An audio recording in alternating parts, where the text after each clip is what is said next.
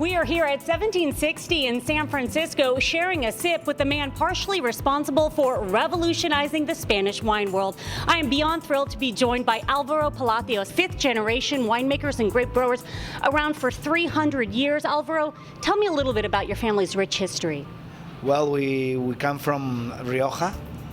Rioja is the most known wine region in Spain. We're in a very special area of Rioja, which is the Rioja Oriental in the southeastern side of Rioja.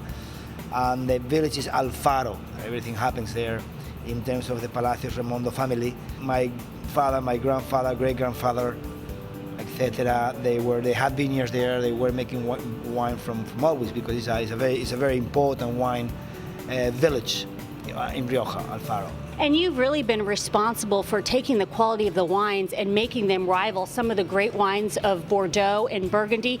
Talk to me a little bit about your passion about making excellent wines in Spain. I think it was very motivated by France. When my father sent me to study to Bordeaux, also when I had the great chance of working with the Monique family, Chateau Petrus, an iconic vineyard in Pomerol, in Bordeaux. Well, in France in general, really touched my heart very much, and light up my passion about great classic wine. I belong to a circumstance in history, as everyone does. Up to 1975, Spain was very close to the world, and many wine regions, they were forgotten and with no much development in all the regions that we know today as Ribera del Duero, Toro, Priorat, Bierzo, Humilla, with such a great success. All those nobody knew just 35, 40 years ago, because it was really forgotten. So it was my obligation, my goal, to rescue some of these regions of Spain. So in 1989 I went to Priorat, and in 1999 I went to Bierzo with my nephew Ricardo. I recall reading that you had to give up your motorcycle in 19. You kind of sort of were on a mission. You were going to revolutionize the region. And what was that experience like, or what was motivating you? I sold my motorcycle to have some money to go to Priorat and to make the first investments.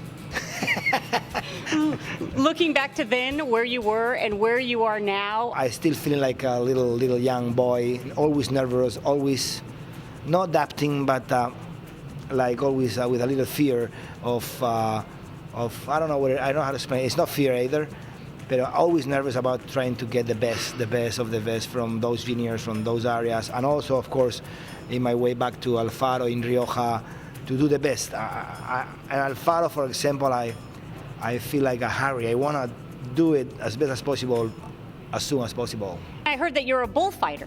But now where is the fear when the bullfighting comes in? Now that to me is scary. Bullfighting is just ephemeral fear, just when you are in the face of the bull. But the challenge of trying to make the best wines in the world, that's a real fear. That's a real challenge. You brought some of your beautiful wines here. La Montesa is the pride of the winery, because it has been always the wine, the crianza clásico. Crianza in Rioja means, by the Consejo Regulador, that the wine has passed at least for 1 year in the barrel. So it means that it's an aged wine in oak. So it has this complexity. It starts to be serious wine. My wife knows that I still keep in a small glass that my father used to use, and I used to use with him also. No, not like this. You know what I mean? It's like a water glass, but small. And I still keeping it, and I still tasting the wines with that glass, just reminding the greatness of those wines when I was young, with all those old vines of Grenache from Alfaro. So that's my reference. That's the reference that I have here. I say this because Rioja and Spain in the 80s experiment a big changes. Everybody wanted to make modern planting. So the 80s was a big change that at the end we have realized that we were wrong. We realized that the best thing to do in the old world is to follow everything as it was, chosen and select or by nature and tradition, and the affinity of the local grapes with the traditional methods. That is amazing. It's like a heritage. Rioja, Tempranillo and Grenache are the main grapes. Has been always the main grapes, but Tempranillo has always been in the upper side of Rioja, which is cooler. Tempranillo means early ripening to this grape. No, it is a cycle ripening grape, very good for continental or Atlantic influence climate, which means rainy, more rainy, cooler and cool soil. Garnacha normally goes and should be in a warmer climate with a warmer soils and drier conditions. So Rioja Oriental or Rioja Baja, where I come from, it was always Garnacha. By the 80s, a lot of Tempranillo came from Rioja to Rioja Baja when the irrigating system was accessible to the industry. So because Tempranillo with irrigation in a warm area is not good, but when you irrigate it, you produce a lot of grapes. And Garnacha is always very complicated to have a 100% yields. It always yields much lower than Tempranillo. In other regions of Spain, many people we start doing practice with Cabernet Sauvignons, with Merlots, with Syrahs. And what I want to say is that still today many wines in the low profile doing that, but if you want to make a great classic wine, I mean, full of identity, with a genuine character, it has to be with the autochthonous grapes of every region, because that's the great privilege that we have in there, that everything has been established for centuries and centuries and centuries behind. Here we have about 80% Garnacha, and the rest is 15% Tempranillo and 5% Mazuelo. Mazuelo in Rioja is Carignan. It has a special name in Rioja.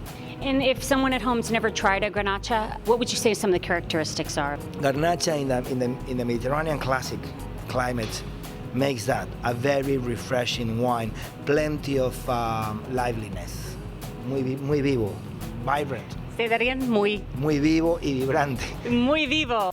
Here we have La Propiedad, 2010, and this is essentially Garnacha, almost 100% Garnacha. Garnacha is always a not very deep color, always ruby red.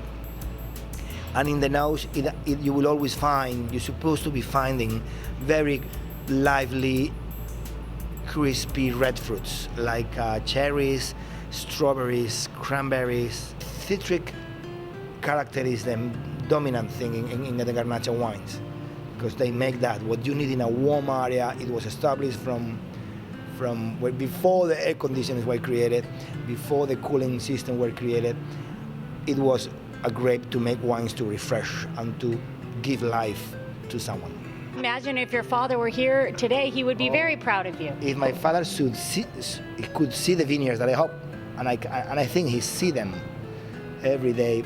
If he should see these vineyards that we are running in Alfaro, they are like gardens. Sometimes I have friends who call me gardener instead of viticulture. A gardener.